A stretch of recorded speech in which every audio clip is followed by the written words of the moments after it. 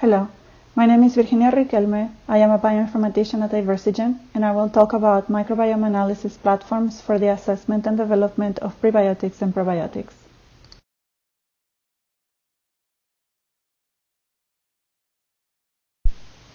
Prebiotics and probiotics have the potential to shape and change the microbiome.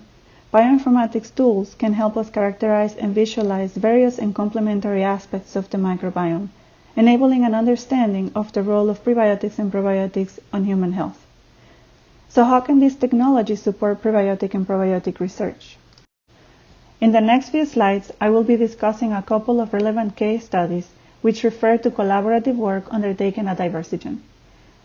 The first study, performed in collaboration with OLIPOP, refers to the characterization of the effects of a prebiotic mix via shallow shotgun sequencing and custom statistical analysis. This was done to identify potential shifts in the microbiome and to characterize carbohydrate active enzymes that could be involved in the degradation of OLIPOP fibers. The second study refers to the identification and tracking of a Bifidobacterium infantis strain within metagenomic samples in order to assess potential HMO-dependent engraftment. To start off, we will go into more detail about the first study. You may already be familiar with OLIPOP.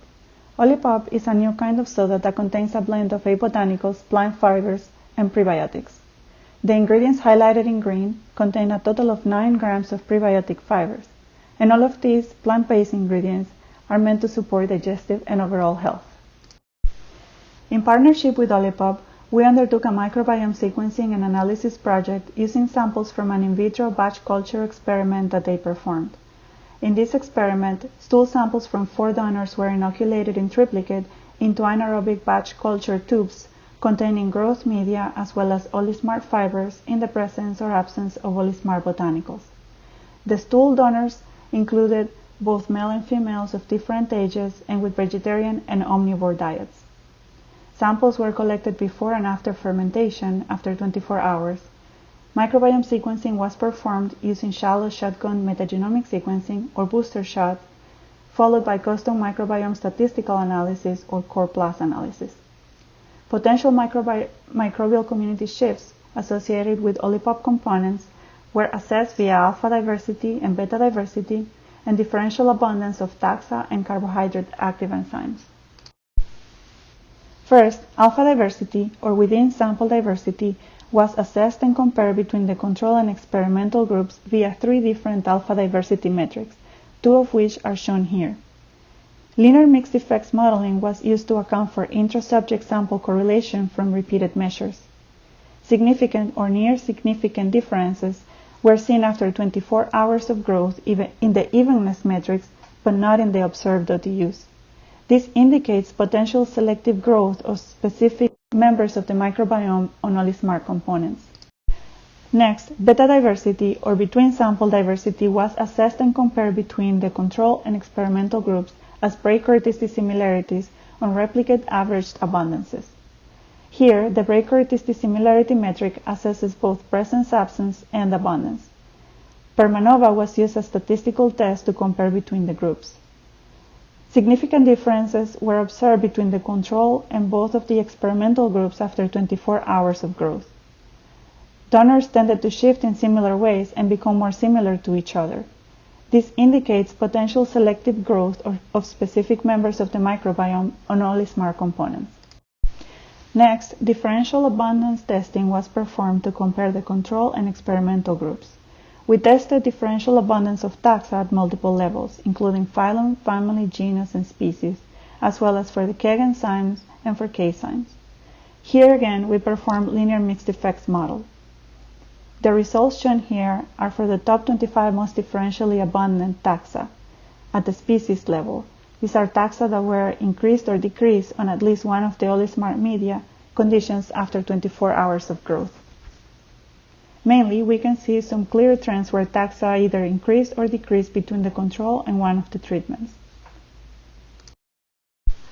And the results associated with the differential taxa highlighted in the previous figure can be observed more closely in these box plots, which first show 2 taxa whose relative abundances decreased in the experimental groups with respect to the control, followed by 2 taxa whose relative abundances increased in the experimental groups with respect to the controls.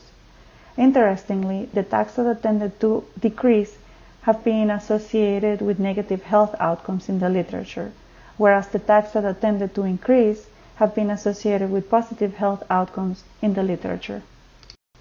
In addition to exploring the taxonomic aspects of the microbiome, we also looked into a functional aspect of the microbiome.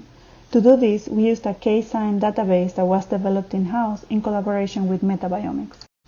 And here we used the metagenomic sequences from the same samples that were previously annotated taxonomically and performed additional annotations relevant to CAZymes. CAZymes, or carbohydrate active enzymes, are a comprehensive group of enzymes that degrade, modify, or create glycosidic bonds. There are 5 classes with 350 families of enzymes involved in anabolism, catabolism, or modification of carbohydrates. They are important because they are involved in multiple aspects of carbohydrate biochemistry, such as digestion, health and disease, biofuel production, and are an essential component of the carbon cycle. The Diversigen CAZyme platform was created by leveraging the CAZyme annotations from 16,000 bacterial genomes.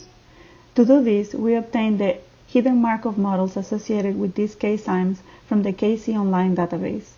These HMMs were then used to classify over 74 million genes in the Diversigen's Venti database for potential CAZyme content. From that classification process, we obtained about 5 million hits that were used to create, further refine, and validate what is now Diversigen's CAZyme database. We performed the same differential abundance analysis using linear mixed effects models and applying the CAZyme annotations.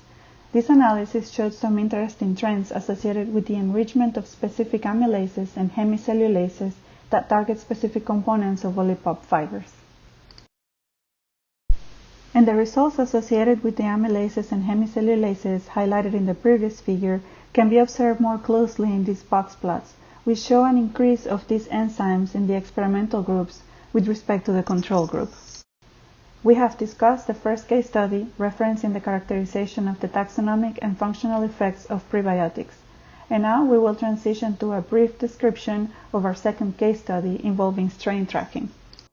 This study resulted in an article that was published earlier this year in the journal Cell, Host, and Microbe. The study was a proof of concept that was carried out in healthy adults and demonstrated that simultaneous ingestion of a combination of human milk oligosaccharides and Bifidobacterium infantis resulted in high-level, controllable, and reversible HMO-dependent engraftment of P. infantis. The strain tracking was done using shotgun metagenomics and Diversigen's alignment and annotation pipeline. In parallel, qPCR was applied as a more targeted and sensitive approach for tracking the same strain of P. infantis. The results of the 2 complementary analyses were in agreement. In conclusion, we have discussed 2 case studies that highlight the relevance of bioinformatics tools for advancing prebiotic and probiotic development.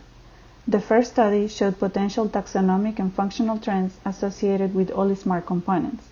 The second study highlighted an application of strain tracking in metagenomic sequencing for assessing the engraftment trends and potential effects of a probiotic strain.